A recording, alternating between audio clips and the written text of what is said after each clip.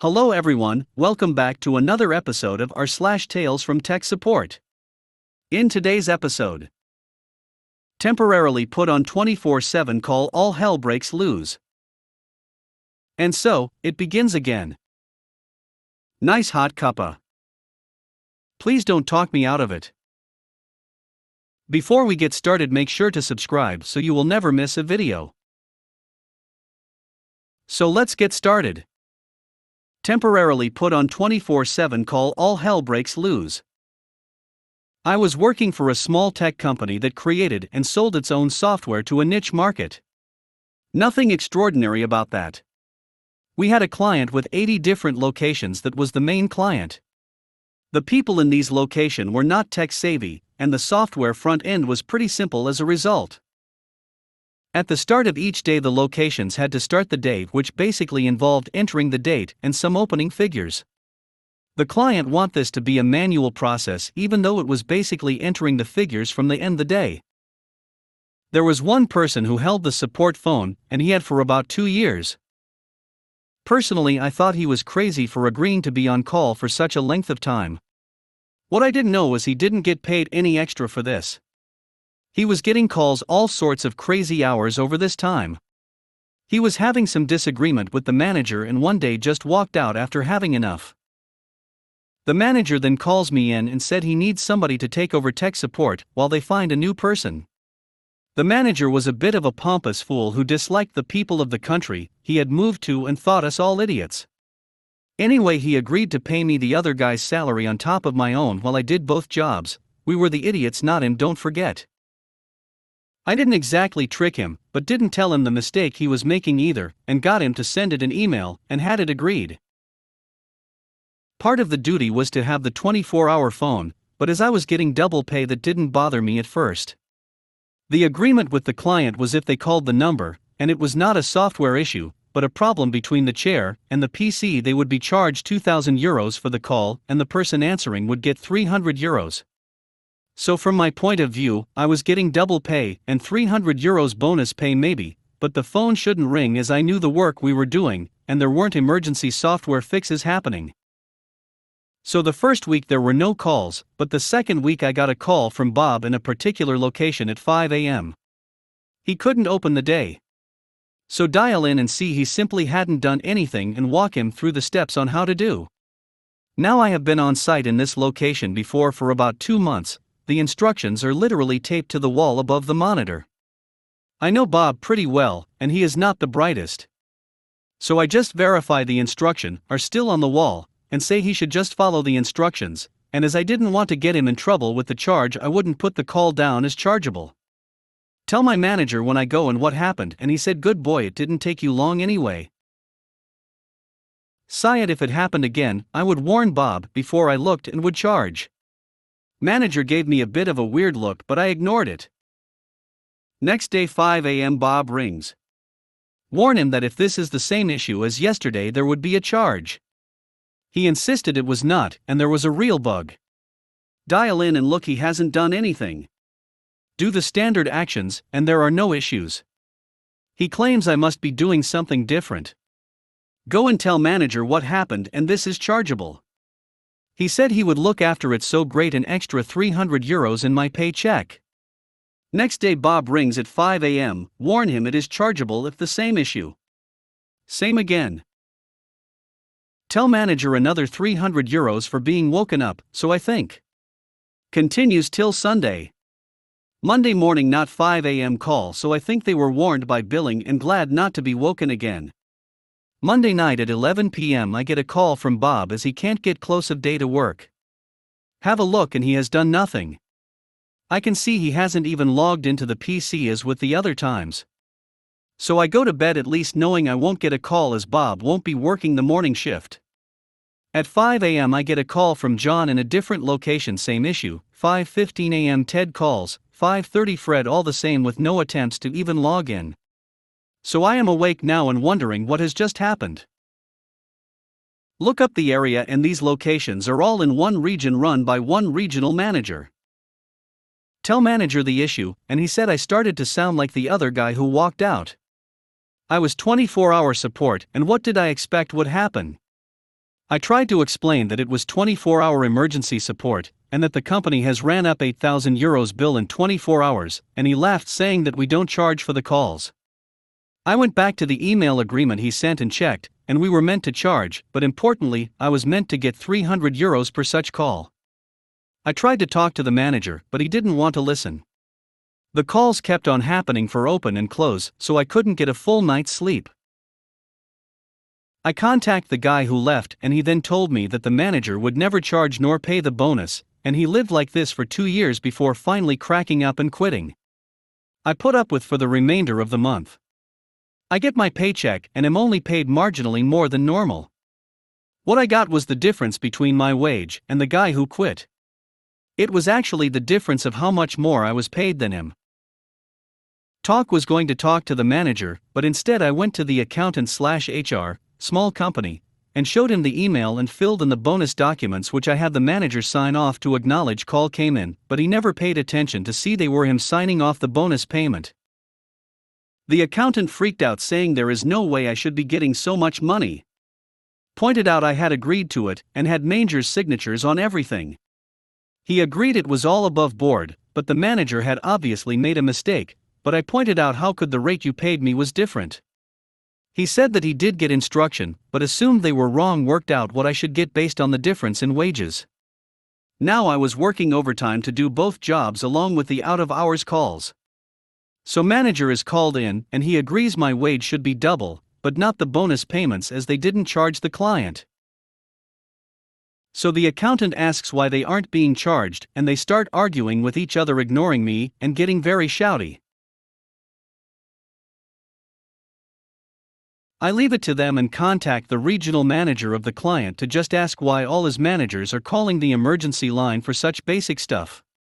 He informs me he told them to because they pay for support. As he is the client, I am polite and say nothing to him about how wrong he is. Go back to my manager to find him still fighting with the accountant. Explain why we are getting so many calls. Manager talks to the client and comes back saying there will be investigations. So Bob was always running late, and what he would do is ring from home to have the software started so he didn't have to be there, and other people had keys to open up. There had been a regional meeting at some point, and he told the other managers his secret, including closing up quickly and getting us to close up the software so he could call from his car on the way home. Bob was brighter than I thought. He had done it a few times, noticed there was no charge, and had taken advantage of the guy who quit. Anyway, back to me, manager gets bawled out for the hours he had the other guy work, then ridiculous payment he agreed with me and for not charging the client. They come back to me and tell me that they would like to renegotiate with me on wages. I explain I didn't want the phone in the first place, not the support job, and it was while they filled the role. Manager had told them he had replaced him with me, it was now part of my job, so he had saved money for a minor pay rise. This is all taking time, and I am in my second month of double pay, and I had got more calls for non-emergency issues, including somebody having cap locks on when entering their password. The paycheck comes in and I have extra money, but only the extra money for the first month without the bonuses. Go into manager and accountant and ask what is going on. They tell me we negotiated a different deal with you, so I asked to see it and my signature. They had put together an agreement, but never showed it to me or had me agree. So they realized they made another mistake and asked me to sign it there, and then without fully reading it.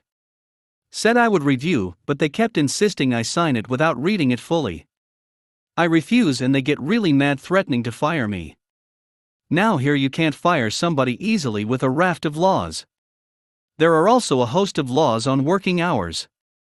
They were currently breaking these laws with having me on call, and then coming in on time after getting a call at 5 a.m. I leave and go read the proposal. They were trying to get me to do both jobs for a very small pay rise, remove the bonus, and wanted me to be on call 24/7, which included a no drinking clause, and must be 30 minutes away from my laptop at any given time. Hell no. I walk back and say no to the agreement, and would like all payments addressed by the end of the week as per the agreement I did sign, including the bonus payments, which was at that point €6,000. They get really mad, threaten to fire me, and I then gave them the highlighted legislation showing they had made me work over 70 hours a week for 2 months, refused to honor my contract, and had no grounds to fire me. The manager then used a racial slur if being sensitive, but as the accountant and I are the same nationality, to hear it said in anger made him flip out. They start yelling at each other. I waited till them calmed down and said, very difficult to fire me now given what manager just said. Looked at the accountant, are you going to deny he said that? The accountant looked at me and said nothing. I was furious and left. Walked into the MD's office. MD's office was close to the others, so he had heard the shouting. I knew he was aware of what was going on. Asked to talk to him, knowing he was also the person who at least had input to the new contract they wanted me to sign. He played cute by pretending he didn't know there was an issue with anything. When your largest client is abusing the help desk and billing is a question, you know he knows. Explain everything and top it off with the racial slur. MD was all confident till that point. As said, the pompous manager was from another country, so I am sure you are wondering. I am Irish in Ireland. He was a former British Air Force something or other, who would say things like what, tally-ho, etc. He moved to Ireland for this job as part of some strange deal. His former employer bought our software shortly before he left and joined our company. People often complain about things not running smoothly, but he was often heard saying, you Irish don't know how to add anything that just happens in all countries. You Irish don't know how to fill potholes. I remember distinctly because I thought I heard him include, but can dig ditches. Anyway, I basically said I will not return to the office with the manager there. He will have to give me a written apology before I will. If they do not sort out the money as agreed, I will file a case against them in the labor courts, where I would easily win based on the hours worked, but having racial abuse from the English man in an Irish labor court would work so definitively against them, and if he testified he would only make it worse. So no surprise Manger refuses to write an apology, but has the gall to ring me to apologize, saying it would be much better and personal over the phone. I let him say his piece, which was very less an apology and more of an explanation of how I should not be so sensitive, all recorded. Explained I didn't care what he thought, and he has to give me a written apology if I am to return or be fired. His call. Lots of talk back and forth with MD, and I make it clear all money paid and a written apology from manager or he is fired. I won't return till this is addressed. They needed me back as my work was building up. So about a week passes, and they ask me to come back in as the manager has been fired. I return. They give me a check for the money owed, as say everything is okay. Now I didn't trust them, but all appears to be above board, but I know they will want to get rid of me the first chance they get. So I start working, and as I did various part of system admin, I know who is dialing in and out from our network. I have a look and see manager is on the network. I see what he is accessing, and it is quite apparent he is working on a tender from the company, i.e. not fired. Laugh to myself. As we are a small company, the phones are redirected from the reception to other phones. You can do this from your desk to your own phone.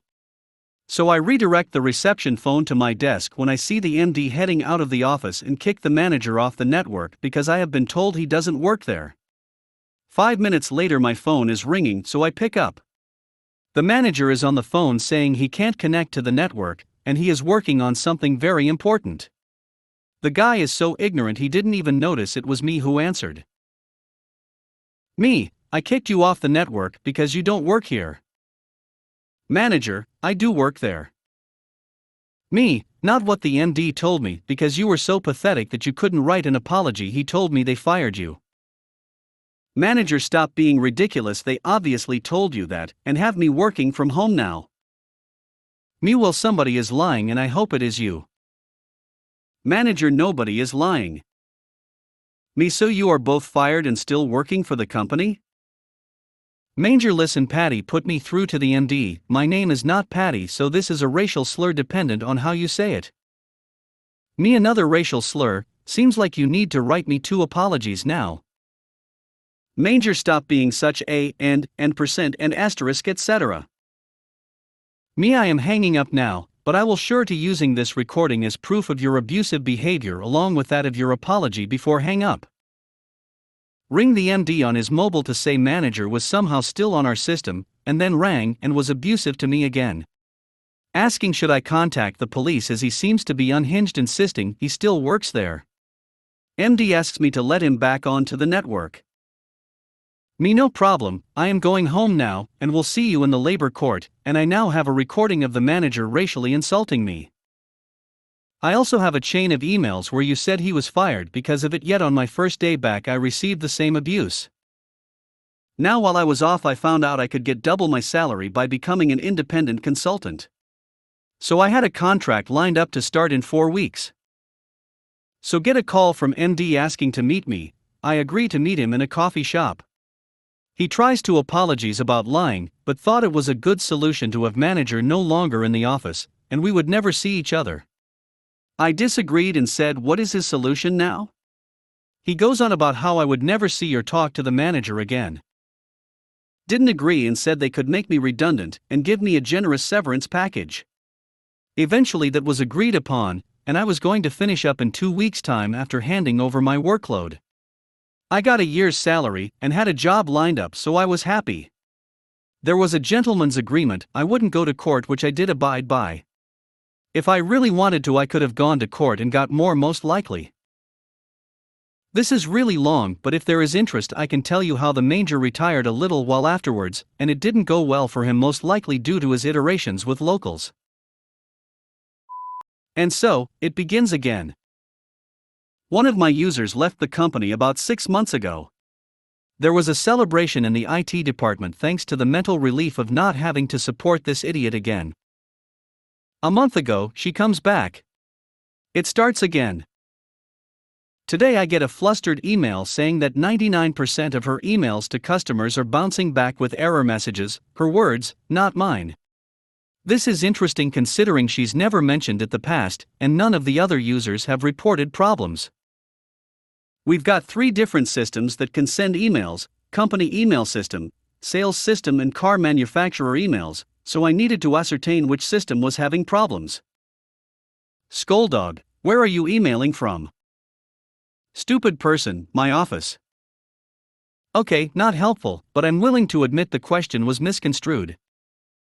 SD, what is the email bounce back you are getting?